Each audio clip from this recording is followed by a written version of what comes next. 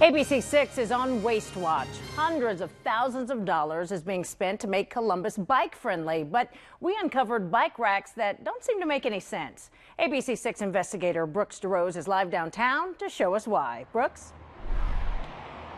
Well, on average, one bike rack costs city taxpayers roughly $500 each. One of these share arrows you see on many streets like High Street, $700. And one of these big bike shelters, $30,000. But is it worth it if you can't get to it by bike?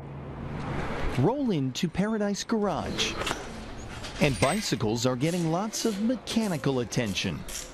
A greenway to get around. Bicyclists do belong on the road. Call Brooks Jarosz and our ABC 6 investigators in the help center. One call to our ABC 6 Waste Watch investigative tip line questioned one of the city's bike racks. The tipster says the city impound lot has never had a bike locked to any of these U-shaped pieces of steel that sit out front.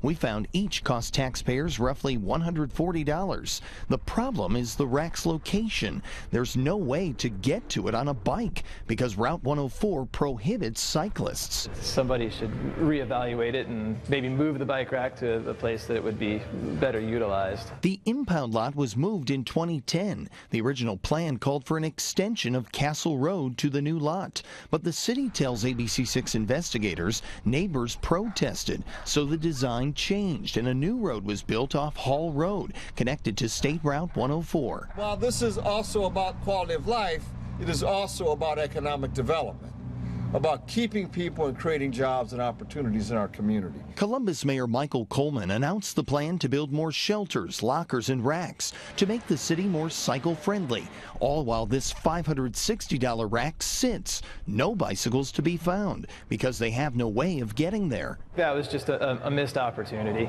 But what if there's not a rack where you ride? If there's not a bike rack, you make one. Getting creative. So, I'll lock them up to a garbage can or a tree or a fence. In the places where bikes are actually allowed.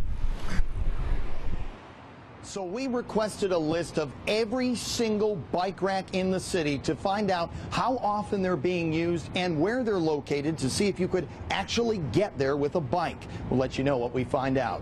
Live downtown, I'm investigator Brooks Jarosz, ABC 6 News. Thank you, Brooks. Now, if you see waste or misspent money, Brooks wants to hear from you. Give him and the ABC 6 investigators a call at 614-255-NEWS, or you can send an email to tips@abc6onyourside.com. Brooks can also be found on Facebook and Twitter.